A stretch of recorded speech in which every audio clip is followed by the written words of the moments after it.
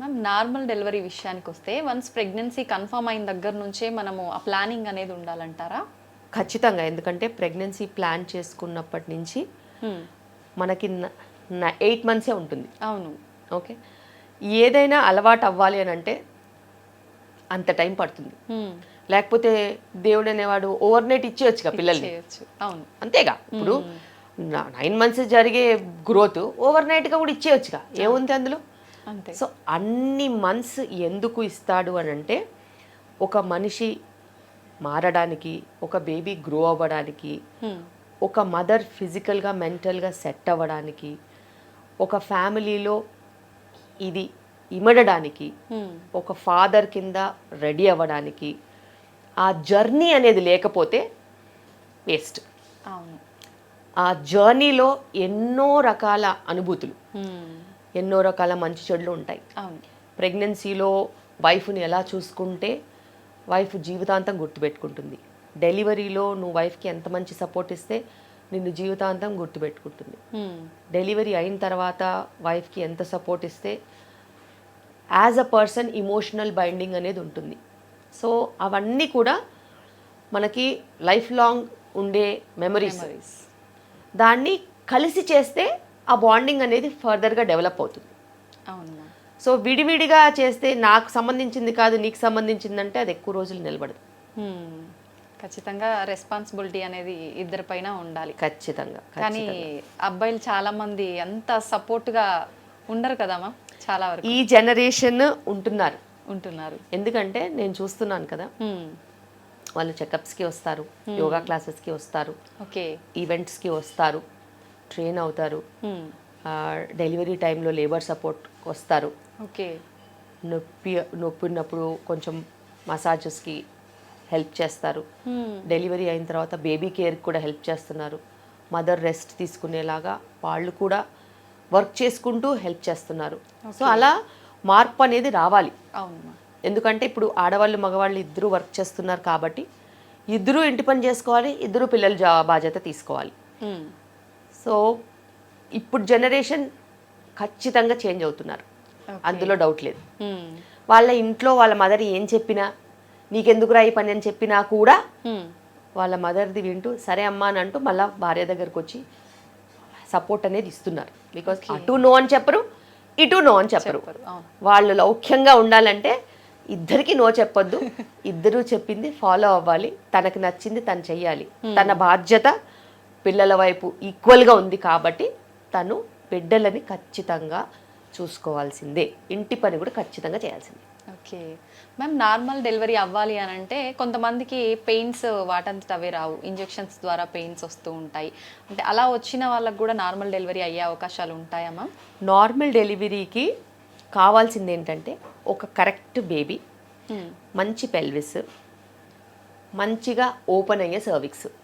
Okay. ఇప్పుడున్న టెక్నాలజీలో pains ఏముంది, బోలెడు మెడిసిన్స్ ఉన్నాయి. అవును. ఓకే.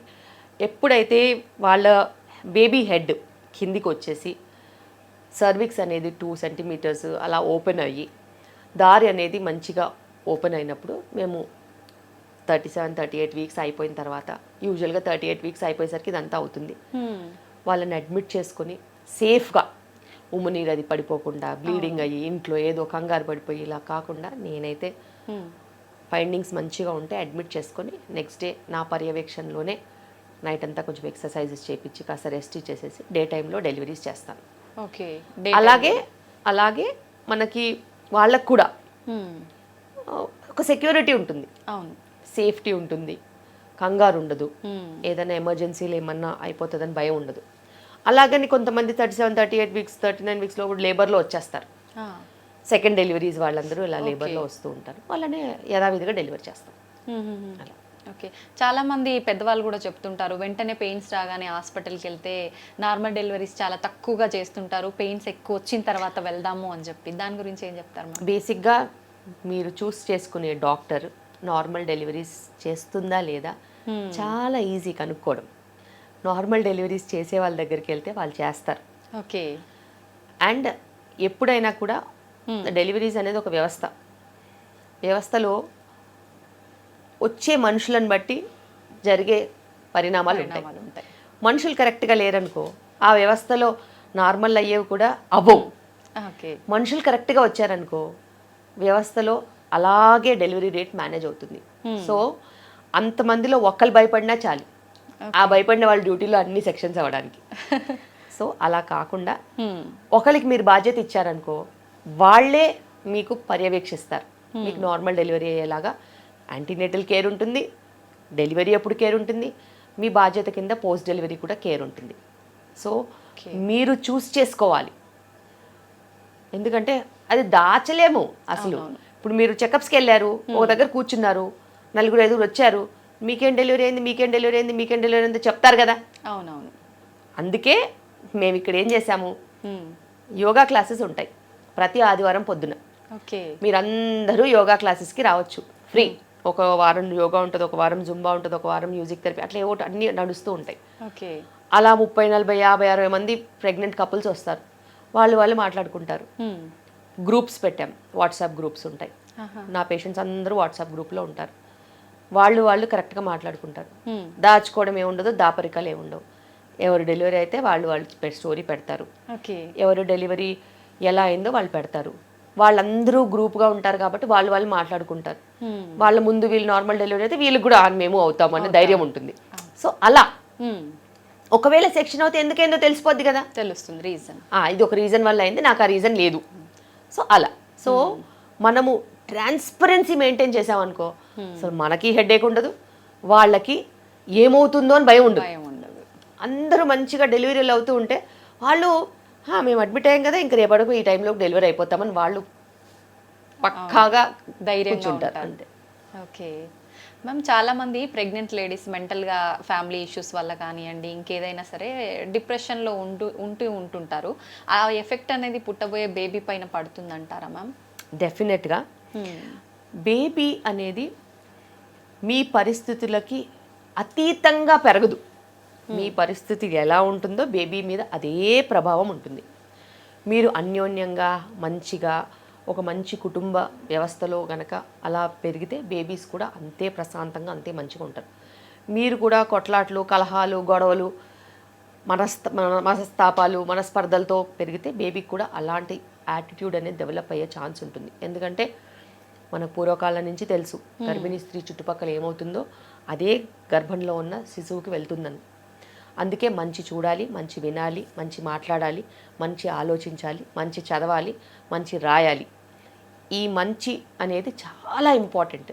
ఓకే. ఇప్పుడు ఏమవుతుందంటే హస్బెండ్ వైఫ్ని ఒక జత కింద కలిసి ఉండనివ్వట్లేదు. ఒక పక్క తల్లిగారు రమ్మంటారు, ఒక పక్క కష్టపడి పనిచేయకని చెప్తారు, ఒక పక్క అత్తగారు వాళ్ళేమో ఇప్పుడే ఎందుకు పని చేయండి అని చెప్తారు. దాంట్లో మొగుడు పిల్లలు కొట్టుకుంటూ ఉంటారు. ఇది ఎంత కరెక్ట్ కాదు అసలు. వ్యవస్థ అనేది ఏంటి, ప్రెగ్నెన్సీ, ఇద్దరూ ప్రెగ్నెంట్, ఆమె ఒక్కతే ప్రెగ్నెంట్ కాదు, ఇద్దరూ ప్రెగ్నెంట్, ఇద్దరికి బాధ్యతలు రావాలి. వాళ్ళు కలిసి ఉంటారు, కలిసి మెలిసి ముందుకెళ్తారు, కలిసి ప్రెగ్నెన్సీని చూసుకుంటారు, బేబీని కూడా కలిసే చూసుకుంటారు. మీరు మధ్యలో వెళ్ళి వాళ్ళకి కలహాలు తీసుకురావద్దు.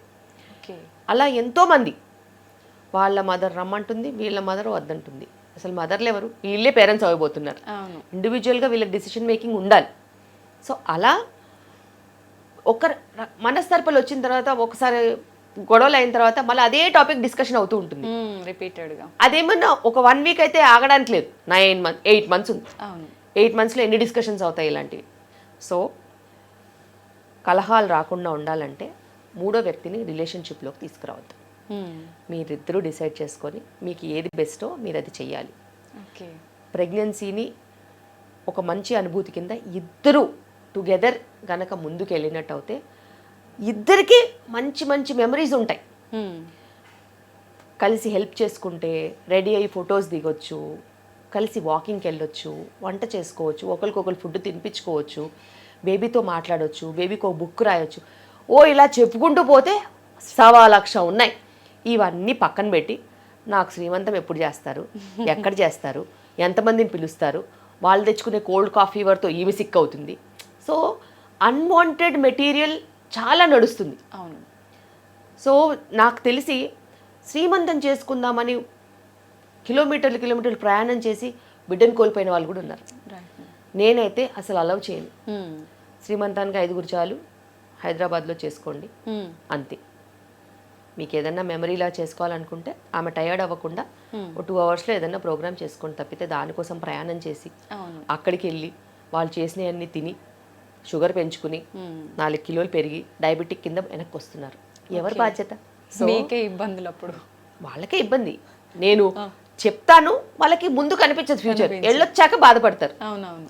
సో ఇలాగే ప్రయాణాలు చేసి నార్త్ ఇండియన్స్ కూడా హైదరాబాద్లో ఉంటారు కాబట్టి రాజస్థాన్ అని, మధ్యప్రదేశ్ అని, కోల్కతా అని వెళ్ళిన వాళ్ళు ఎంతోమందిని బిడ్డను పోగొట్టుకుని అక్కడి నుంచి ఫోన్ కాల్ చేసి నాకు పెయిన్ వస్తుంది ఏం చేయాలి డాక్టర్ అంటే, మీరు ప్రయాణం ఎందుకు చేశారు అని అంటే ఎమర్జెన్సీ ఉండి రావాల్సి వచ్చిందన్న.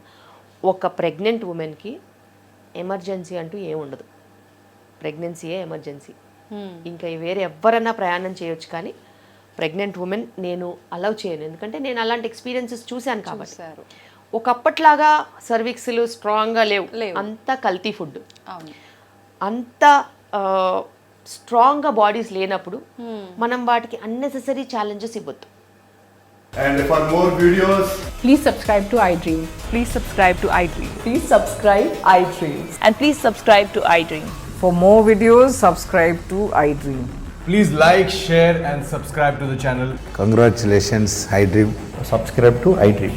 Subscribe to iDream. So subscribe to iDream Media. iDream ki iDream team అందరికి huge congratulations. Please subscribe iDream Media. Please subscribe to iDream. Subscribe iDream. Please subscribe to iDream.